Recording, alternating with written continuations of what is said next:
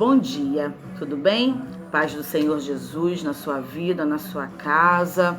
Sem mais delongas, né? Eu quero começar agora, nesse período aí, creio eu que em 20 minutos a gente consiga falar. Quero falar sobre a rebelião de Corá. Né, para você que está chegando aqui agora, essa palavra é específica para célula, para um grupo de mulheres, mas pode estar chegando até a sua casa, até você. Esse capítulo que eu vou estar lendo sobre a rebelião de Corá partiu da Epístola de Judas, uma epístola que fica bem próximo ao Apocalipse. Ela tem 25 versículos, mas é muito rica. E eu estou me apegando ao versículo 11, aonde Judas ele vai estar abrindo a mente da igreja para alguns cuidados contra os falsos mestres, aqueles que se implantam na casa do Senhor para trazer ensinamentos confusos e contrários, comportamentos contrários do que o Senhor tem nos pedido. Então ele dá 3 exemplos nesse versículo. Ele fala: ai deles que têm seguido o caminho de Caim, a ganância de Balaão, já falamos desses 2, e hoje eu estou fechando o terceiro, que é a rebelião de Corá. Então coloca a sua Bíblia lá em Números, no capítulo 16, para que a gente possa falar um pouco sobre isso hoje, e aí a gente fecha as 3 mensagens, né, que não fecha, né? A gente nunca fecha, sempre tem mais coisas para falar. Deus sempre se revela de modo diferente no coração de cada um. Amém? Mas aí, conforme o Senhor ministrou no meu coração, eu gostaria de compartilhar com vocês nesta manhã. Então coloca lá em Números, no capítulo 16. Diz assim a palavra do Senhor para nós nesta manhã: Corá, filho de Izar, neto de Coate, bisneto de Levi, reuniu Datã e Abirão, filhos de Eliabe, Ion, filho de Pelete, todos da tribo de Ruben, e eles se insurgiram contra Moisés, se rebelaram contra Moisés. Com eles estavam 250 israelitas, líderes bem conhecidos na comunidade e que haviam sido nomeados membros do concílio. Eles se ajuntaram contra Moisés e Arão e lhe disseram: basta, a assembleia toda é santa. Cada um deles é santo e o Senhor está no meio deles. Então, por que vocês se colocam acima da Assembleia do Senhor? Por quê? Aí diz aqui que quando Moisés ouviu essa reivindicação de Corá, Datã e Abirão, ele se prostrou em terra e foi buscar o Senhor. Corá, ele era da tribo de Levi.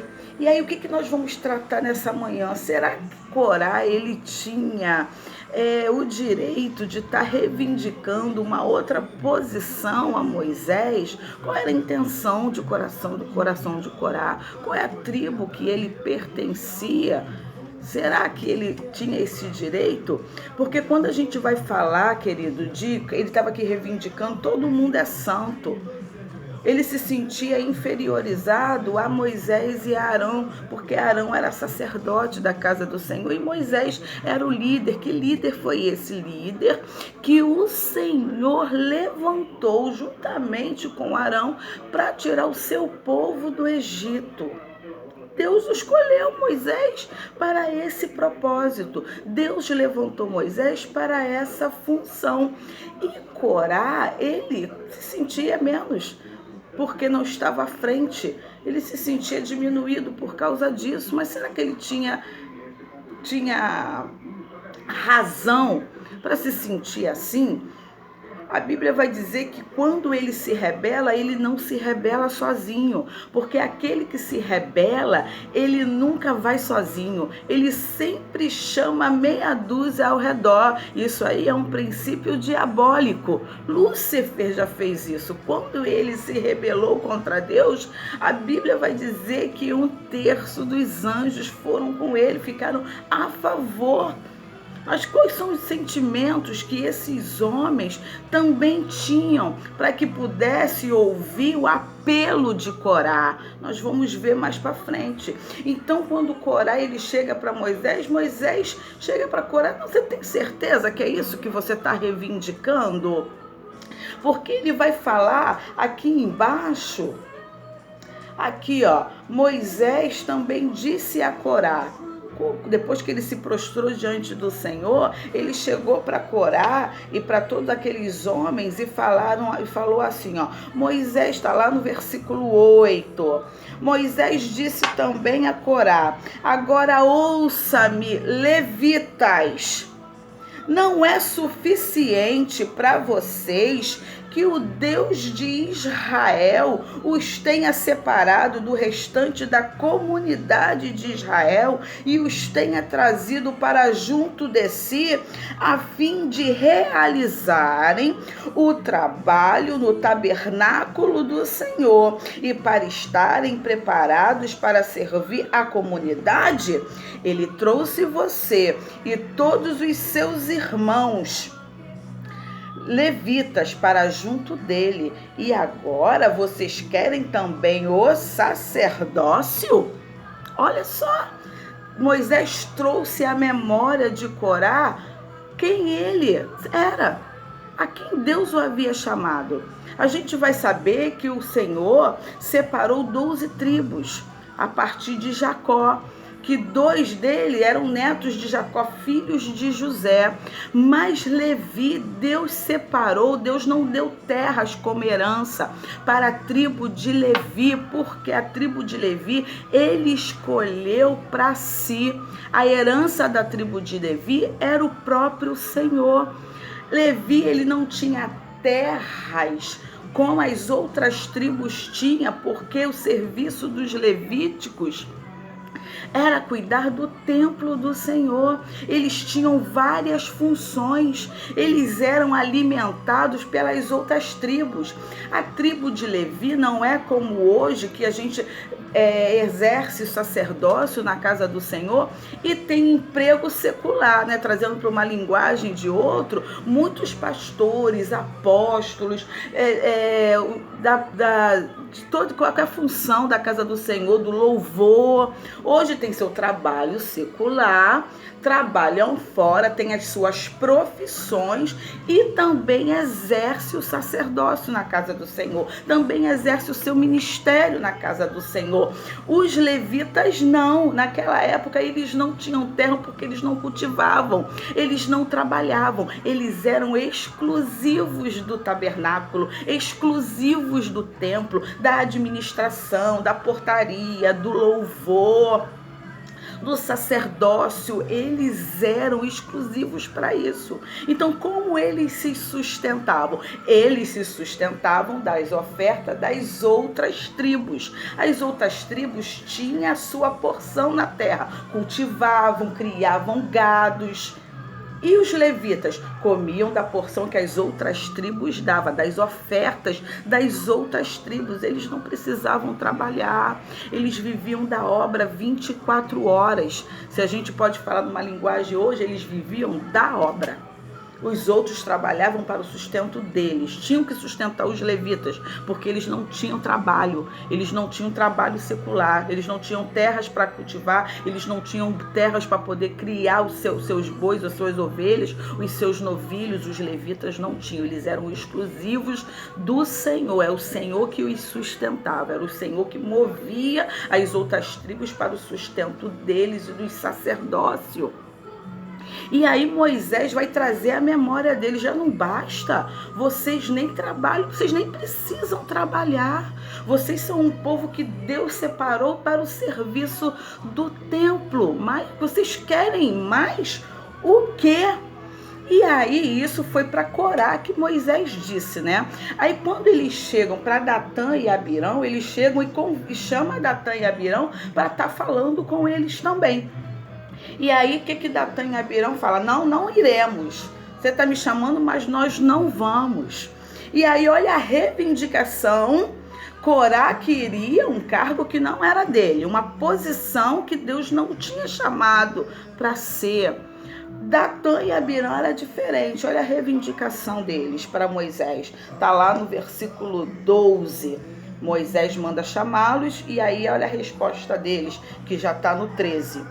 Não basta a você nos ter tirado de uma terra onde não há leite e mel? Numa terra onde há leite e mel, ele está falando do Egito, da onde eles eram escravos. Ele está falando, não, aquela terra lá que era boa, que emanava leite e mel, com fartura para matar-nos no deserto, e ainda quer se fazer chefe sobre nós? Além disso, você não nos levou a uma terra onde há leite e mel com fartura, nem nos deu uma herança de campos e vinhas. Você pensa que pode cegar os olhos desses homens? Não, nós não iremos até você, nós queremos aquilo que você prometeu quando nos tirou lá do Egito, nós queremos agora. Sabe qual é o problema de Datã e Abirão? É um problema de muitos de nós nos dias de hoje. A gente quer as coisas antes do tempo. Se a gente for ver a história mais para frente, a gente sabe que todos eles alcançaram porção na terra que emana leite e mel, e isso vai estar lá em Josué. Lá em Josué, depois que Moisés morre, depois que Josué entra na terra prometida, a gente sabe da divisão das terras, cada um recebeu aquilo que Deus havia prometido, porque ele é fiel. Aquilo que ele prometeu, ele vai cumprir. O problema é que Abirão e Datã queria antes do tempo. E aí eu fico com uma palavra que a doutora Marineuza ministrou aqui na célula, e ela nem ministrou, eu ministrei, e ela veio, que isso encheu o meu coração, e eu não vou esquecer dessa colocação dela nunca mais.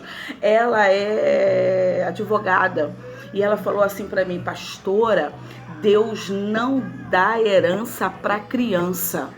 Deus não dá herança para tutor. Deus vai esperar a pessoa crescer, a pessoa amadurecer, e no tempo que ela estiver preparada, Deus vai colocar o que prometeu na mão dela. Deus não dá herança para tutor. Deus também não dá herança para criança. Não dá. Fora do tempo a gente não recebe nada. É por isso que muitos não recebem o que Deus, porque não crescem, não entendem. Se Datã e Abirão tivesse aguardado no Senhor, tivesse esperado as promessas do Senhor, certamente teriam recebido das suas terras e das suas porções. E veria que a terra prometida não se compara ao Egito que foi tirado. A vida que eu tenho hoje, não tenho vida de riquezas, mas não se compara a vida que eu tinha aos meus 21 anos de idade para trás. Não se compara, porque aquilo que Deus tem me prometido, Ele tem cumprido, mas tem cumprido ao seu tempo. Porque tudo tem o seu tempo determinado para que Deus venha fazer cumprir na nossa vida. Então Corá reivindicava uma posição que Deus não tinha para ele. Escuta bem, queridos do Senhor. Deus dividiu não por preferência, não porque gostam de, não. A Bíblia vai dizer, e a gente sabe de qual é salteado, lá em João 3,16, que Deus amou o mundo de tal maneira que deu seu Filho unigênito, para que todos aqueles que nele crê não pereça, mas tenha a vida eterna. O amor de Deus incondicional é por todos igualmente. O que difere é quando nós olhamos para Jesus. Nós somos predestinados a um certo lugar, que é o céu. Mas aqueles que creem no seu coração e confessam com a sua boca, isso é uma questão pessoal. Agora, o amor de Deus é por todos nós. Quando vai falar da divisão do corpo, aí isso é o apóstolo Paulo, que ele vai falar lá em Coríntios. Ele vai falar que Deus escolheu, sabe, Cada um com a sua função. Uns têm o dom de profetizar, outros têm os dons de falar em línguas, outros têm os dons de discernimento de espírito, outros têm divisão, é função para que o corpo funcione. Pedro vai falar que Deus levantou um para apóstolo, outros para mestre, outros para pastores, outros para evangelistas, outros para profetas, cada um com a sua função. Nem todo mundo vai profetizar, nem todo mundo tem o dom de pregar a palavra, nem todo mundo vai assumir o púlpito, nem todos vão pegar no microfone, nem todos têm o dom de tocar um instrumento, nem todos têm o dom do louvor, nem todos têm o dom para compor um louvor, nem todos, e vou falar uma coisa para vocês, nem todos têm o dom de limpeza. Nem todo mundo sabe limpar uma igreja, limpar uma casa. Cada um tem sua função, mas diante de Deus somos todos iguais e amados. Todos temos a nossa porção, todos temos a nossa herança. Mas para que o corpo, para que o templo, para que as coisas funcionem, Deus colocou cada um no seu lugar. Entende? Mas não porque somos, uns são preferidos de Deus, outros não. Não. É só funcional. Porque a igreja precisa funcionar, cada um no seu devido lugar. Tem irmãos que sabem abraçar, que sabem apertar a mão, que sabem fazer um café. Tem outros que não tem essa dificuldade de dar um abraço. Então, cada um com a sua função. E quando cada um entende do que Deus tem o chamado, o corpo funciona, o corpo cresce. Paulo vai dizer que uns regam, uns plantam, outros regam, mas quem dá o crescimento é o Senhor. Veja bem, uns plantam e os outros regam. Quem planta não rega. O evangelista ele é aquele que vai arrebatar a multidão, vai ganhar para Jesus. Mas o evangelista não tem paciência de sentar para poder ensinar a palavra. Quem tem essa disponibilidade de sentar é o mestre, que vai ensinar, que vai vasculhar, que vai pesquisar. Sabe? Cada um tem sua função. Nem todos. Vai falar para o evangelista cuidar de ovelha, ele não tem paciência com a ovelha. Quem tem paciência com a ovelha, quem tem cheiro de ovelha, é pastor. Quem enfrenta o urso e o leão é o pastor. Entendeu? Então, cada um com a sua função. Nem todos têm condições de enfrentar o urso e o leão, não, querido.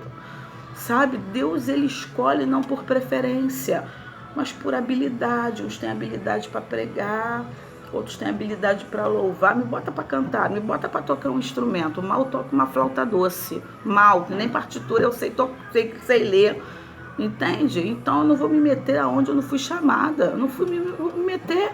O que eu gosto? Eu gosto de ensinar a palavra, eu gosto de sentar, eu gosto de ver pessoas crescerem, eu gosto de ver pessoas mudadas, eu gosto de ver o abatido se levantar, é isso que eu gosto. Eu gosto de ver a pessoa triste, feliz com Jesus, eu gosto de ver a pessoa que estava com medo ser valente em Jesus, é disso que eu gosto, é o que eu gosto de fazer. Então cada um sabe. E aí a história não termina aqui. Por causa dessa rebeldia, porque se levantaram contra o Senhor, porque reivindicaram aquilo que não era, sabe, para eles. Corá reivindicou uma posição que Deus não tinha para eles. Datã e Abirão reivindicaram coisas que não estavam no seu tempo de receber. E ainda levaram mais 250 líderes. Diminuindo aqui a história, que não tem como a gente ler tudo, está tudo isso escrito no capítulo 16 de Números. Tá lá, a partir do 28 eu vou ler com vocês, que para a gente poder finalizar essa parte de Corá, diz assim, ó. E disse Moisés: assim vocês saberão que o Senhor me enviou para fazer todas essas coisas, e que isso não partiu de mim. Eu não quis. A gente sabe da história de Moisés. Ele falou: envia outro. Eu não quero ir. E o Senhor falou assim: não, é você que vai. Nem que eu levante Arão para falar em seu lugar. Mas é você. Eu escolhi você para ir. E ele falou assim: não partiu de mim. Se esses homens tiverem morte natural e experimentarem somente aquilo que normalmente acontece aos homens, então o Senhor não me enviou. Mas se o Senhor fizer acontecer algo totalmente novo, e a terra abrir a sua boca e os engolir, junto com tudo o que é deles, e eles descerem vivos ao Seol, então vocês saberão que esses homens desprezaram o Senhor. A gente sabe que a graça a gente tem vivido através de Jesus. Naquele tempo, quando se levantavam e Deus permitia que acontecessem coisas terríveis com o povo, porque tinham que servir de exemplo. Já pensou se Moisés não tivesse tido essa postura, tivesse passado a mão na cabeça de Corá, de Datã e de Abirão? Outros se levantariam contra Moisés, reivindicando posições que não pertenciam a eles. Então, naquela época, foi necessário. Amém, queridos? Então, assim que Moisés, versículo 31, assim que Moisés acabou de dizer tudo isso, o chão debaixo deles fendeu-se, e a terra abriu a sua boca e os engoliu juntamente com suas famílias, com todos os seguidores de Corá e com todos os seus bens. Desceram vivos à sepultura com tudo que possuíram.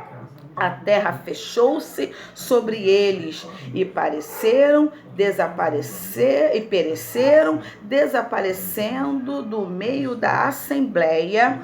Diante dos seus gritos, todos os israelitas ao redor fugiram, gritando: a terra vai nos engolir também. Deus não deixou nada, nem o bem, nem os filhos. Lembra quando a gente já falou sobre sacerdócio? Que o sacerdócio, ele não está sozinho no seu barquinho. Uma postura errada do sacerdote da casa, toda a família paga isso, paga até hoje. Esse é um princípio. Aquele que Deus estabeleceu como sacerdócio, como guia da sua casa, tem uma postura errada, ele não paga sozinho. A esposa paga, os filhos pagam, o cachorro paga, todo mundo está no mesmo barco. Então, cuidado com a sua postura, cuidado com o que você tem decidido, porque as suas decisões podem abençoar a tua casa ou pode trazer desgraça. Hoje você não vê mais a terra se abrindo e engolindo ninguém, mas nós espiritualmente acontece. Tem muita família se afundando porque tomou decisões erradas, fora da vontade de Deus, fora daquilo que Deus não nos permitiu tomar. Então, cuidado, não se precipite, ora, aguarda a liberação do Eterno, aguarda a resposta do Senhor. Não faça as coisas por conta própria, porque vai pagar o preço. Como Corá e toda a sua família, as crianças que não tinham nada a ver, pagaram o preço. E aqueles 250 que se levantaram com Corá, Datã e Abirão? Está aqui, ó, no versículo 35. Então veio fogo da parte do Senhor e consumiu os 250 homens que ofereciam incensos. Uns a terra se abriu e engoliu, outros foram consumidos pelo fogo de Deus. Então, queridos, isso que Judas, ele está trazendo para nós a responsabilidade, sabe? Cada um tem a sua função. Então ele vai falar, quando ele fala de Caim, caminhos de Caim, está falando cuidado com os sentimentos facciosos com relação ao seu irmão. Não mate o seu irmão. Deus está falando, ele está falando de algo pessoal entre você e o seu próximo.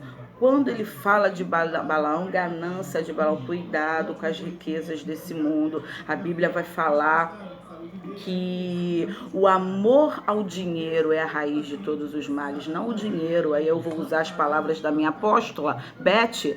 Não quer dinheiro? Dá pra mim que eu gosto de dinheiro. É o amor, querida, é o que você se deixa contaminar por ele. Então é o amor ao dinheiro, sabe? O amor ao dinheiro, a ganância ao poder fez com que Balaão fizesse o que fez com o povo de Israel, maliciosamente. Então Balaão Caim vai falar de você com seu irmão. Balaão vai falar de uma visão geral de Deus com a sua igreja, do seu cuidado, o que ele permite, não permite com o seu povo, aí vai falar de coletividade. E Corá vai falar sobre o nosso posicionamento com relação às autoridades que Deus tem colocado acima de nós.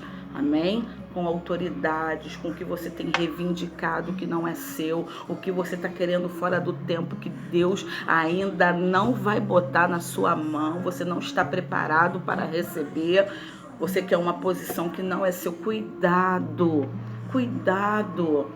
Vamos aprender como o apóstolo Paulo, aprendi a contentar-me com o que tenho, com o que Deus tem me dado. A sua graça me basta. A sua graça me basta. Tá doendo, Senhor. Não gostaria que fosse desse jeito. Foi isso que o apóstolo Paulo falou para o Senhor. Não gostaria que fosse assim. Tá doendo. Mas a sua graça me basta. Né? O meu poder se aperfeiçoa na fraqueza. Queira o que Deus tem para você. Queira o tempo de Deus tem para você. Amém? Deus abençoe a sua vida. Em breve eu vou estar colocando mais alguns estudos para a gente estar compartilhando aqui na web, que é novidade para mim, mas enquanto o Senhor for permitindo, a gente vai fazendo. O dia que o Senhor não permite mais, a gente para de fazer. Quando a nuvem para, a gente para, mas se a nuvem andar, a gente anda junto. Tá bom, queridos? Deus abençoe vocês.